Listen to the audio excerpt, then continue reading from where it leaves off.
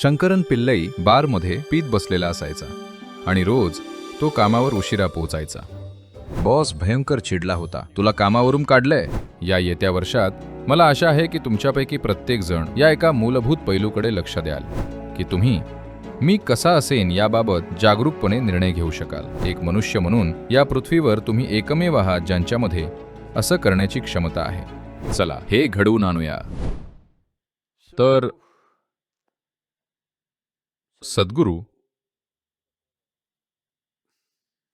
वर्ष संपत आलंय. मी पुढच्या वर्षासाठी काय प्लॅन करू? मला हवंय की तुम्ही असा विचार करावा. पहा, मी आता जे सांगणार आहे त्यात खूप मोठा फायदा आहे. तुम्ही दीर्घायुष्य जगाल. ते म्हणजे मला हवंय की तुम्ही 24 तासाला 1 वर्ष समजावं. हॅलो. मोठ्या उत्साहात तुम्ही आज झोपी जा. प्रत्येक दिवशी, कारण तुम्ही प्रत्येक दिवसाला 1 वर्ष मानताय. ते काळाचं चक्र आहे. मला खात्री आहे की कदाचित, माहीत नाही, कदाचित मुंग्या, गांडूळ किंवा इतर कोणी, तो कोरोना सुद्धा असेल. तर हा जो काही विषाणू आहे, कदाचित तो 24 तासाला 1 वर्ष मानत असावा. कदाचित इतर अनेक जीवसुद्धा अशा प्रकारचं जीवन अनुभवत असतील. जसं लोक कुत्र्यांबाबत म्हणतात की कुत्र्यांचं 1 वर्ष म्हणजे माणसांची 10 वर्ष, किंवा माणसांची 10 वर्ष म्हणजे कुत्र्यांचं 1 वर्ष, जी काही गणितं असतील. तर मला हवंय की तुम्ही प्रत्येक दिवस 1 वर्ष म्हणून मोजावा. मोठं सेलिब्रेशन. मी फक्त एवढंच विचारायचा प्रयत्न करतोय की एक नवीन दिवस नवीन वर्षाइतका महत्त्वाचा का नाहीये? एक नवीन दिवस ज्याची सुरुवात जगभर इतकी भव्य होते. प्रेक्षणीय सूर्योदय होतो. खूप कमी लोकांनी तो पाहिलाय. बाकीचे फोनच्या स्क्रीनवर बघत आहेत. याचा फायदा एवढाच आहे की फोन स्क्रीनवर तुम्हाला हवं तेव्हा सूर्य उगवतो. तर जेव्हा इतकी प्रेक्षणीय घटना रोज सकाळी घडत आहे, तर ती नवीन सुरुवात का नाहीये? प्रत्येक दिवस एक नवी सुरुवात आहे. सद्गुरू, आम्ही सेलिब्रेशनचा बेत करत होतो, तुम्ही तो बिघडवताय. नाही, मी म्हणतोय 1 जानेवारीला सुद्धा तीच गोष्ट आहे. तो दिवसही साजरा करण्याजोगा आहे. पण मी म्हणतोय प्रत्येक दिवस इतक्या भव्यपणे सुरू होतो, तो साजरा करण्याजोगा आहे. समस्या फक्त ही आहे की तुमची मानसिक चक्र अशा टप्प्यात अडकली आहेत की त्यांना खूप आधाराची आणि तयारीची आणि बऱ्याच गोष्टींची गरज लागते. असं झालं.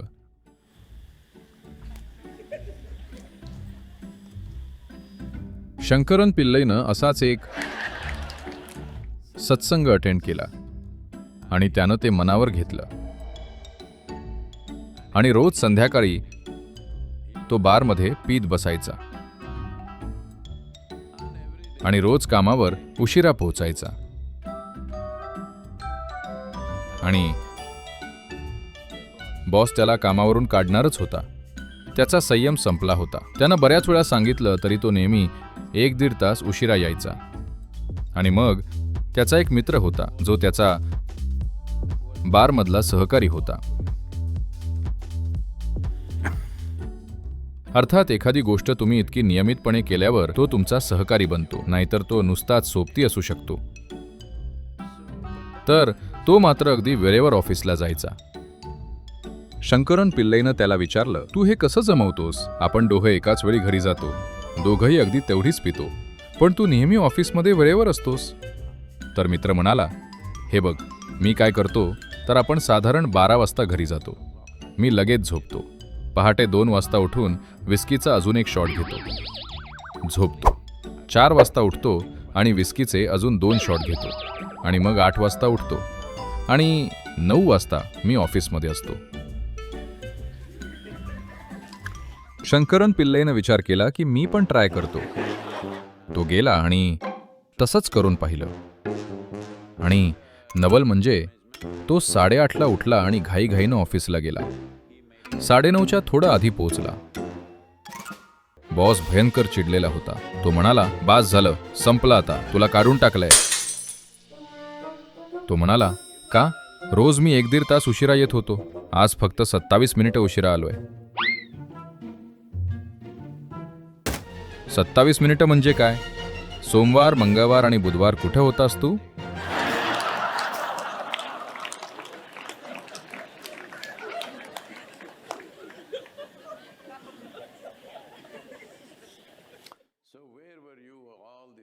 तर हे 364 किंवा 63 दिवस तुम्ही कुठे होता? आणि अचानक तुम्ही सेलिब्रेशनच्या मोडमध्ये आला आहात. प्रत्येकानं स्वतःला हा प्रश्न विचारला पाहिजे. असं का आहे that you were not celebrating these की तुम्ही हे 364 दिवस सेलिब्रेट करत नव्हता?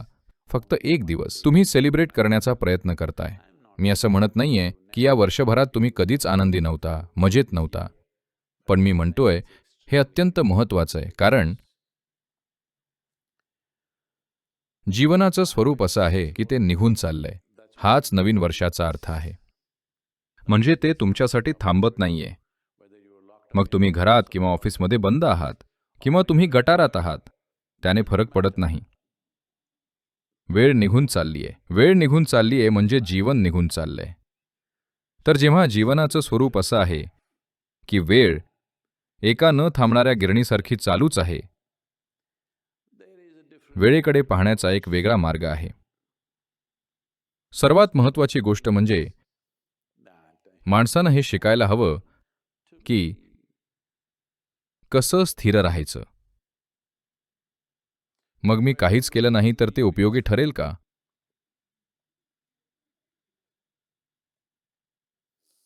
तुम्ही खरोखर पडताळून पाहिलं पाहिजे. हे संपूर्ण वर्ष तुम्ही बिझी होता की फक्त गुंतलेला होता? तुम्हाला वाटतं की तुमच्या डोक्याचा वेग वाढला म्हणजे तुम्ही बिझी आहात. नाही, तुम्ही बिझी नाही तर अकार्यक्षम बनलाय.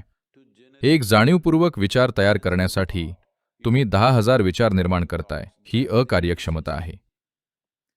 कृती करण्यासाठी जो एक विचार लागतो तोच तुम्हाला गरजेचा आहे. तुम्हाला 10,000 विचारांची गरज का लागते? तिथं पोहोचण्यासाठी, जर तिथं कधी पोहोचलात तर. तर ही अकार्यक्षमता आहे. याला बिझी म्हणू नका. हे फक्त गुंतून राहणं आहे.